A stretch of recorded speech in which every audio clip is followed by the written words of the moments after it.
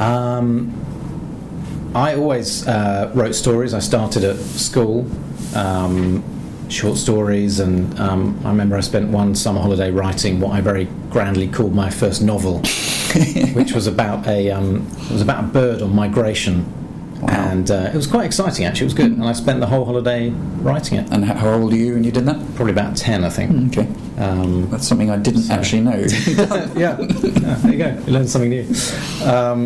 And then wrote sort of plays, and then when we met at university. Yeah. In fact, you were the first person I met at university. Technically, yes. I was in the queue waiting to get my room key, and I met Nick. Although, well, you said hello to me, and then I was so embarrassed that my dad was the only parent who was still in the queue with people that I couldn't talk.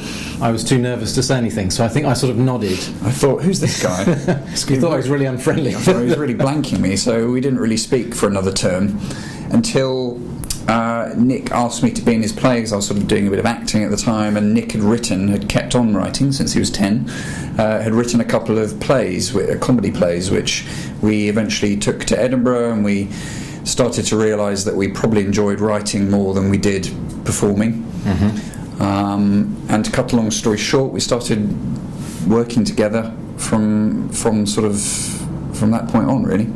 And I think because we started so young doing it, and before we ever did it for a living, I think that helped us, because by the time we got the chance to actually write scripts for TV shows and shows like Danger Mouse and Thunderbirds Go and Shaun the Sheep, we'd had a lot of practice when there wasn't as much pressure, so we felt like maybe we were starting to know what we were doing a bit.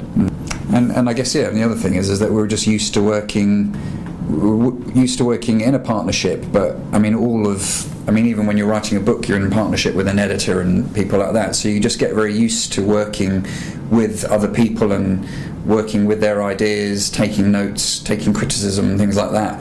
I think that was all made easier by the fact that we were working as a partnership rather than on our own, because I think one of the hard things when you're a writer of any kind of writer is putting your stuff out there and getting the criticism and the notes back, and not crying a lot. Criticise your work, not crying in front of them. That's the key. Early on. Yeah. So I think you develop a robust kind of thick skin, because Nick and I tell each other what we think of each other's pages and stuff all the time. In private, everyone else does. But in front of cameras.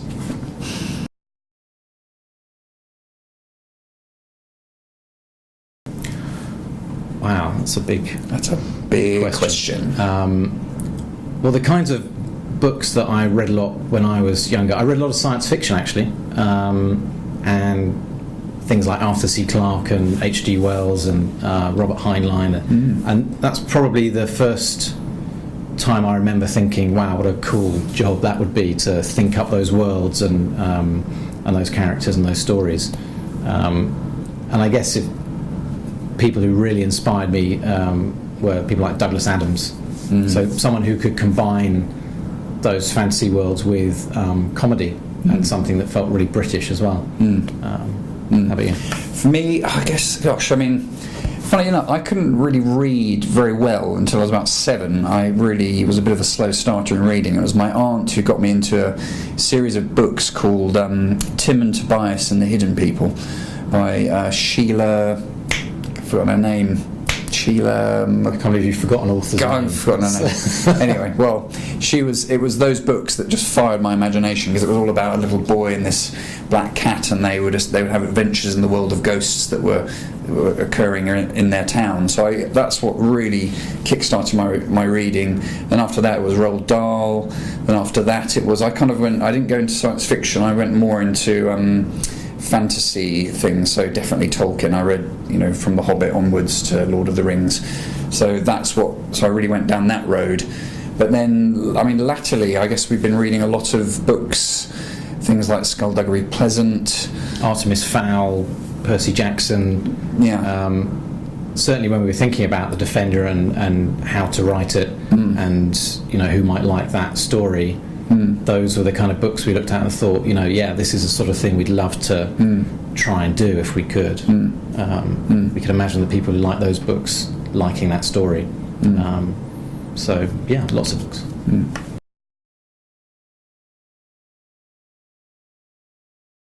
I do all the big words. Mark I do full stops. I'm in charge of full stops. Well, the thing we do before we write anything, the thing you do most actually is talking. We have to sit down together, talk about the story, work out what it is, what it's really about, who the characters are, and then work out the plot. And we have to produce an outline of what we're going to write in a lot of detail. And most writers do that, but I think even more so when there's two of you. Yeah. Because when we sit down to actually write a script or to write chapters of the book, we aren't in the same room, so we're doing that separately. So we have to have a really detailed outline that we can divide up and get that sort of messy first draft out of the way. And then once we've done that, we'll swap pages, edit each other's stuff, or I'll write a chapter, Nick will write a chapter, we'll then swap those chapters over, and then I'll either give notes on Nick's chapter, or I'll just say, look, I'll try and rewrite it along these lines, and he'll do the same with mine. And I think quite quickly actually you can get what we call a dirty draft done very quickly, which is probably way too long and it's got tons of stuff wrong with it, but you've finished that first draft, and you can then read it as a whole and then go back and rewrite, because writing, as everyone says, is rewriting. But I think what probably takes the most time, I always think, is not the writing of a book, it's the planning of it. It's that outline stage. In fact, not just to books, of any, there's TV or any kind of scripts, it's the planning. You can never do enough planning, I think, really, and I think a lot of people do rush that side of things because they're so eager to get to the writing stage, and then I think that's when you get to, if you don't do the planning, that's when you can get to that stage where you don't finish a book, or you give up because you don't know where it's going, because you haven't figured out the end.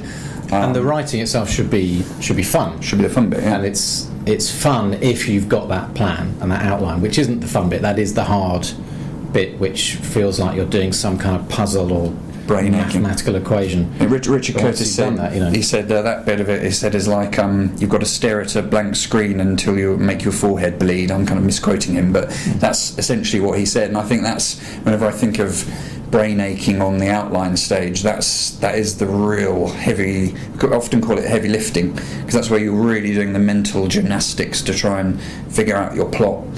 And then hopefully then you're writing the actual chapter, you've got your plan next to you, and you can just let your imagination go and have fun with it. But that said, I do think the great thing I think working together is that even though what I've just said, what we've just been talking about, where we seriously outline things and really write in detail, it will still surprise me the way that you'll write, say, chapter 2 of something. Or something will emerge as you're writing it that will completely surprise you, then it will surprise me when I read it. So you're still, even when you have outlined to a great extent, there's still tons of room to explore on your own, which is really good fun. And I think probably in the back of our minds we're both thinking, it might make him laugh if I write. Yeah. Mark's going to like that, he won't expect that bit. Yeah, exactly. Which is quite nice, that's why it's fun. Yeah.